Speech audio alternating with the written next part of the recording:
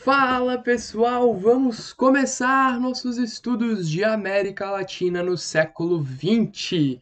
A América Latina que vai passar por muitas transformações, né, econômicas, sociais, né, nessa virada de século. A gente vai ter um aumento da industrialização, que por sua vez vai levar a uma determinada urbanização, né? A gente vai ter a ascensão de novas classes sociais, uma classe média começando a surgir, né, ao redor de toda a América Latina. A gente vai ter uma crise do sistema caudilista oligárquico, né, principalmente no que tange ali no início para o meio do século XX, tá?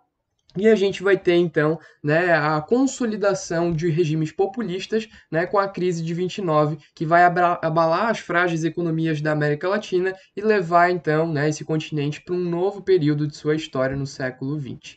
Beleza, galera? Antes da gente começar a falar, né, da América Latina no século XX e todos os assuntos maravilhosos que esse tema aborda, quero convidar vocês a se inscrever no canal, né? Para vocês ficarem aí ligados quando vier vídeo novo, né? Ativa o sininho aí, daí tu sempre vai ter aí os conteúdos novos, né? Quentinhos para vocês assistirem. Curte o vídeo, comenta, compartilha, né? Enfim, interage aí com o canal para eu ver que vocês estão gostando do conteúdo.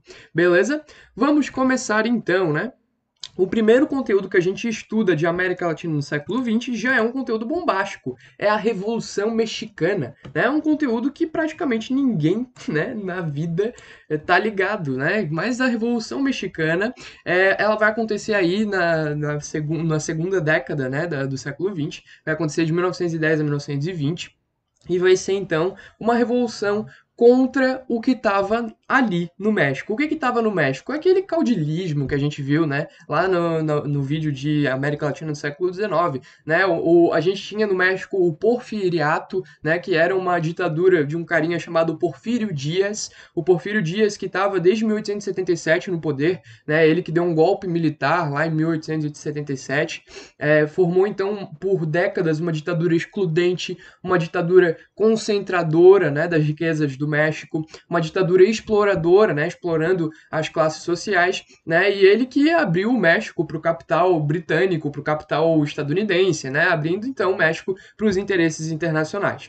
A gente vai ter no Porfiriato um aumento crescente da fome, um aumento crescente do custo de vida, das desigualdades sociais, o que vai levar a várias revoltas ao longo do seu período de governo, né? Mas a maior delas vai ser a que vai pôr um fim ao Porfiriato, que vai acontecer em 1910, tá?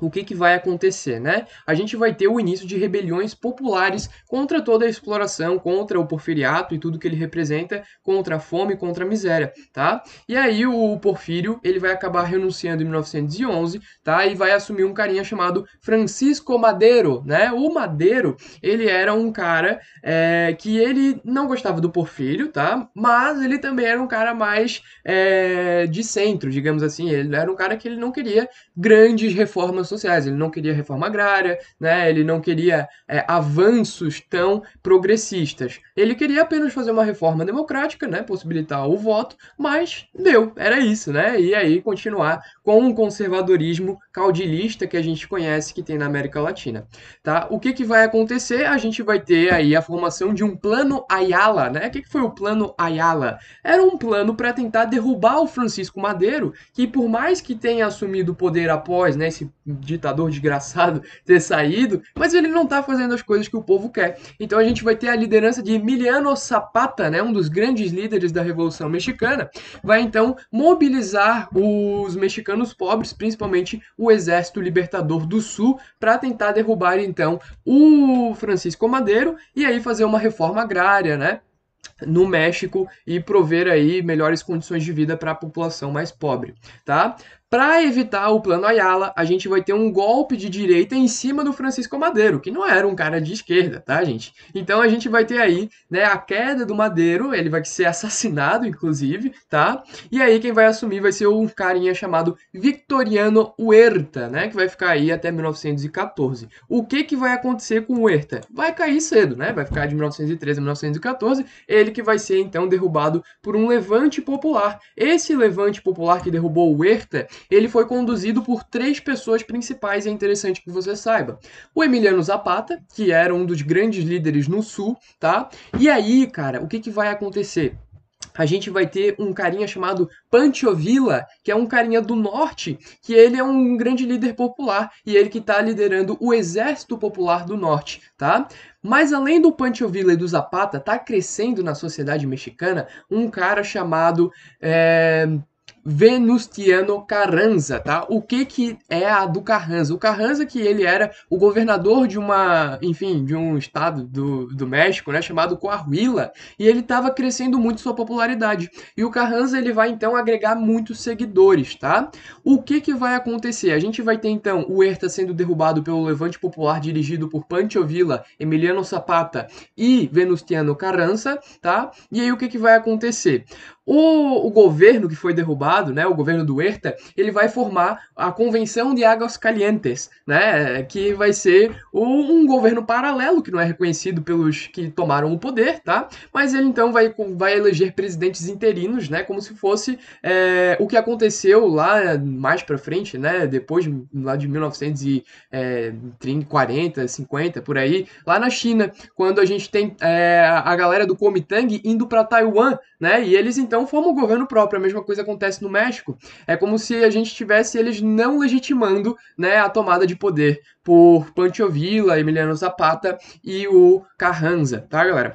O que que vai acontecer? Então, o Carranza, ele que é essa grande proeminência, todo mundo ama o Carranza, ele tá na boca do povo, ele vai ser então o líder que vai ficar de 1914 a 1920. Só que o Carranza, no meio do processo revolucionário, ele acaba rompendo com o Zapata e com o Pancho Villa, né? E aí a gente vai ter uma divisão dos revolucionários, porque eles tinham algumas dissidências de detalhes, né? Como a gente sabe que acaba sempre ocorrendo, né? Nessas decisões de grande patente. Aconteceu, né, no socialismo soviético, por exemplo, né, mais para frente vai acontecer no socialismo soviético a disputa entre Stalin e Trotsky, né, quando o Trotsky ele queria formar um super avanço do socialismo e o Stalin queria o socialismo em um país só, né, aqui a mesma coisa aconteceu. O Venustiano Carranza ele tinha uma ideia diferente de revolução mexicana da que tinha Zapata e Villa, tá?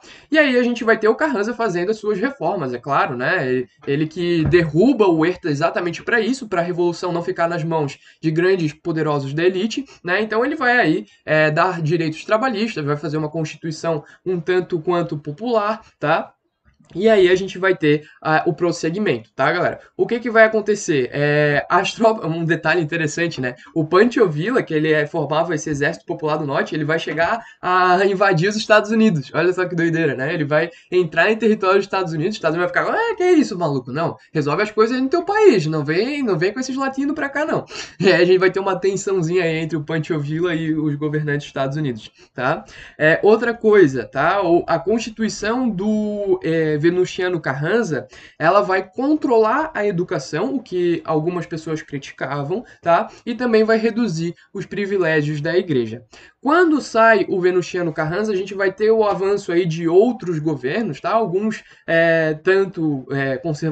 tanto reformistas quanto outros mais conservadores, e a gente vai ter então o México prosseguindo na mesma linha de outros países da América Latina. Mas o mais importante de tu entender é que a gente tinha um mega ditador, que era, né, o Porfírio Dias, e aí a gente vai ter uma revolução no México cansada de toda essa situação que vai derrubá-lo, né, trazer a democracia, e aí depois, né, o que vai acontecer é divergências, de que maneira que a revolução deve prosseguir, de maneira mais conservadora ou mais progressista, tá, galera? E aí, pra gente terminar essa aulinha de Revolução Mexicana, é muito interessante vocês saberem, né, do Lázaro Cárdenas, que vai ser o principal expoente. É claro que a gente avança algumas décadas aqui, mas isso também não é pra gente ter muitos detalhes, né, do México, que senão, meu amigo, né, vai virar um expert em México, né? E aí a gente vai ter mais pra frente um carinha chamado Lázaro Cárdenas, né, que vai ficar de 1934 a 1940, né,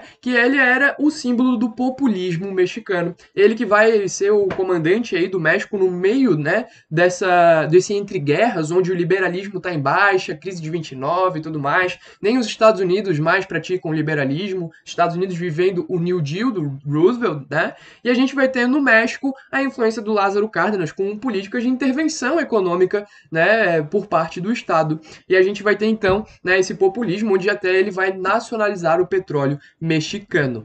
Para entender mais sobre populismo na América Latina, se tu ficou interessado, né, quando tu ouviu falar do Lázaro Cárdenas, sugiro você dar uma olhada nas próximas aulas que a gente vai comentar exatamente sobre isso. Beleza? Espero que tenha gostado, espero que tenha te ajudado. Te vejo numa próxima oportunidade. Beijão, valeu!